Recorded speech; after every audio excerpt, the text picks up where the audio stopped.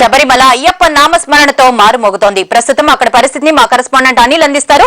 అనిల్, చెప్పండి, శబరిమలలో అయ్యప్ప నామస్మరణతో మాగిపోతోంది.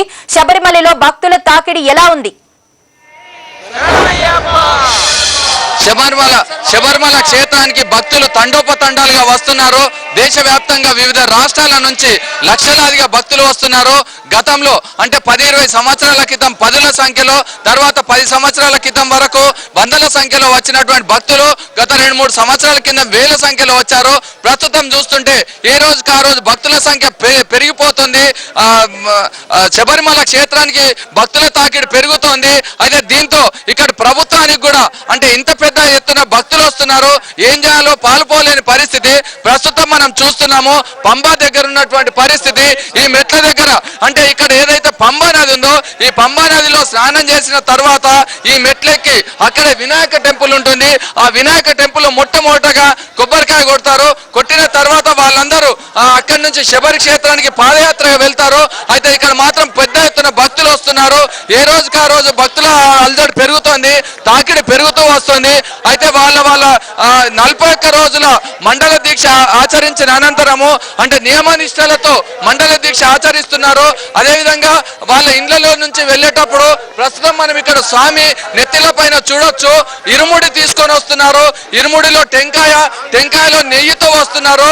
అయితే శబరిమల క్షేత్రానికి హరిహర సుతుని దర్శించిన తర్వాత అక్కడే హరిహర సుతుని విగ్రహానికి ఇక్కడ నెయ్యాభిషేకం చేయిస్తున్నారు. అటు తర్వాత వాళ్ళు అక్కడి నుంచి మళ్ళీ పాదయాత్రగా వస్తున్నారు. దీంతో ఇక్కడ భక్తుల రద్దీ విపరీతం వెళ్ళింది. ఎక్కడ చూసినా కూడా భక్తుల రద్దీ పెరుగుతుంది. ప్రస్తుతం ఇక్కడ కొందరు ఆంధ్ర నుంచి వచ్చిన భక్తులు ఉన్నారు, వాళ్ళతో మాట్లాడించే ప్రయత్నం చేద్దాం. స్వామి, మీరు చెప్పండి, మీరు ఎక్కడి నుంచి వచ్చారు, ఎన్ని సంవత్సరాల నుంచి దీక్ష పడుతున్నారు? నేను చింతలపూడి నుంచి వచ్చాను. 3 సంవత్సరాల నుంచి దీక్ష చేస్తున్నాను. గురుస్వామి, మీకు ఏ విధంగా అనిపిస్తుంది? మాకు 3 సంవత్సరాల నుంచి చేస్తే బాగుందండి, అందుకే మళ్ళీ చేస్తున్నాం సార్. అచ్చా, ఇప్పుడు ఈ ఏదైతే దీక్ష తీసుకున్న తర్వాత ఎటువంటి నియమ నిష్టలతో ఉంటారు మీరు? 40 రోజులు ఒక పూట భోజనం చేయాలి స్వామి. తర్వాత తెల్లవారుజాము 4 గంటలు వేసి సూర్యోదయం ముందు పూజ చేసుకోవాలి స్వామి. మీరు చెప్పండి స్వామి, ఎక్కడి నుంచి వచ్చారు? మేము చింతలపూడి స్వామి, పశ్చిమ గోదావరి జిల్లా చింతలపూడి నుంచి వచ్చాం స్వామి. మా చింతలపూడిలో 500 మంది 500-600 మంది చింతలపూడి టౌన్ నుంచి వేస్తారు స్వామి. మంచి పెద్ద గుడి కట్టాం స్వామి. ఆ గుడి మంచి పెద్ద ఇదిగా ఉంటుంది. ప్రతిరోజు కూడా అన్నదానం చేస్తాం స్వామి. గురుస్వామి ఉన్నారు.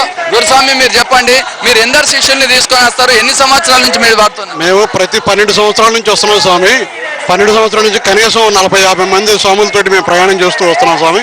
ఎంత కష్టమైనా ఎంత నష్టమైనా సరే ఈ మాల వేసుకోవడం అనేది ఒక మహోత్తర కార్యక్రమం భావించి మేమందరం కూడా ఈ శబరిమల యాత్ర చేస్తున్నాం స్వామి.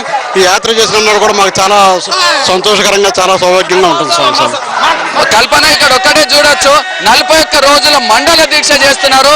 మండల దీక్ష అనంతరము వాళ్ళందరూ కూడా ఎంతో నియమ నిష్టలతో వస్తున్నారు. అయితే నియమ నిష్టలతో ఉంటాం కాబట్టి ఈ శబరిమల క్షేత్రానికి పాదయాత్ర చేసినప్పుడు కూడా 100 కిలోమీటర్లు నడిచినప్పుడు కూడా మాకే ఇబ్బంది రాదంటున్నారు కల్పన.